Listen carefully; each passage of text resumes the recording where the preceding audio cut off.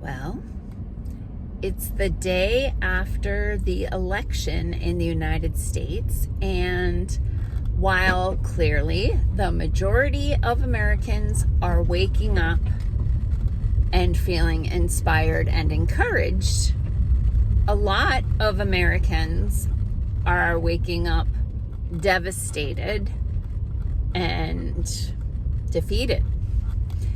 And the point of this video today is to tap into compassion for those people.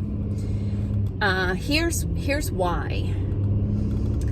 If you've ever been in an abusive relationship or been close to someone who's in an abusive relationship, you know that when people are operating from a position of fear and are being manipulated and controlled, it's very difficult for these people to see beyond that.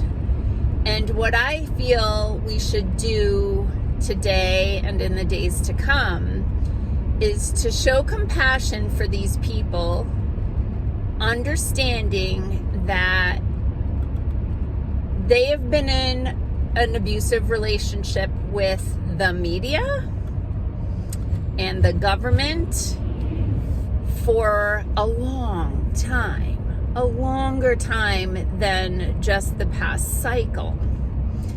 And so what has happened, and I went on YouTube today and I watched a few videos, and then I went over to what was called MSDNC, which I thought was kind of cute. I went over to their station to watch some videos to see how they were portraying the results, because I do like to listen to both sides so that I can have a good level of understanding of where people are coming from. And of course, the Fox reports were, celebratory and encouraging, and, we got to get to work, blah, blah, blah. And the MSNBC reports were like, this is devastation, this is a horrible thing, how can this have happened, blah, blah, blah. But people have been put into fear. And that's the biggest problem with being in an abusive relationship with the media is the media thrives on fear and control, because people who are in fear tune in more. And people who feel comfortable and confident don't feel like they need to watch the news because they feel safe. And this, personally, that's true for me too. Whoa, I don't know if that was a turkey or what that was. Because I truly, we don't watch the news. But yesterday, I did this experiment yesterday too. So yesterday in the car, I was listening to, I was switching back and forth from AM talk radio, which is on the red team, and NPR, which I'm like, this is public radio. How does, public radio that I believe gets government funding be so far left? But, so that was the blue team. So I'm listening to both and how they're portraying where we're at and what's predicted and blah. And it's just so fascinating to see how there's all this confirmation bias, but that, pretty much both of them said they were confident that their person was going to win. And if the other person won, it would be the worst thing ever. And, it is what it is. And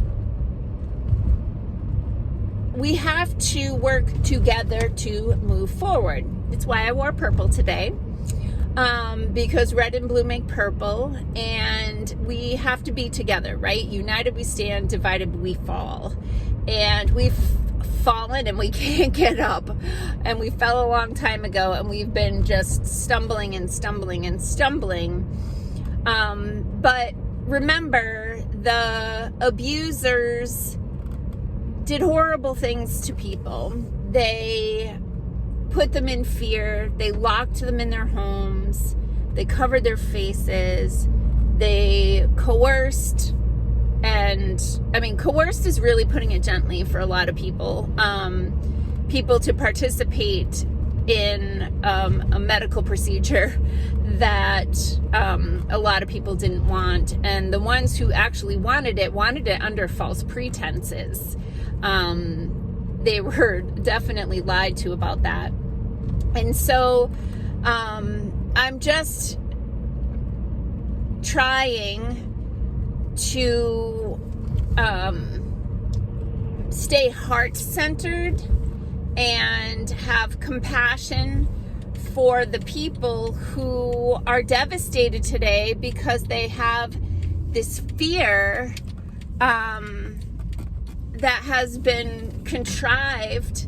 My very best, closest friend in the world is devastated this morning because she feels that her teenage daughter just lost all the rights that she's ever going to have. And that is based on things that really have been contrived and manipulated. And, it's frustrating. It's sad. It's heartbreaking. So I don't want to get into like the specifics, like he said, she said, that sort of stuff. I just want to say that we all live in the same house. And it's not healthy for the people in the house if some people are staying in one bedroom and the other people are staying in another bedroom. And when they get together, it's all chaotic and upsetting, and people are gloating. And I don't think that's healthy for the household. I think that we need to have care and compassion for the people who are truly fearful and devastated because for whatever reasons they think that their lives have just been ruined. So, when you come across someone posting on social media or saying something at work, just try to have compassion for them. Don't try to convince them that it's going to be okay. Like, nobody wants to hear that right now. Literally, we just filed for divorce from one abuser. And I don't see us ever getting divorced from the media. That, that'd be great if we could all do that. And some people have done that, actually, seeking alternative news sources. And, I'm technically one of those people, I guess. But anyway, really driving the point home, let's have compassion and empathy for our brothers and sisters that live in our house who, for whatever reason, truly believe that the worst thing ever has just happened. And sometimes divorce feels that way. And then on the other side of it, people think, wow, that was really bad, and I'm so glad I'm out of it. And so let's look forward to our friends and family members, colleagues, and customers getting to the point where they can look back on that marriage and be glad that it's over. And even if they don't stay married to the person they're, just got engaged to, that if we all work together, that makes less difference. It matters less if we together work on making things better for everyone. Peace out, peeps. Have a healthy day.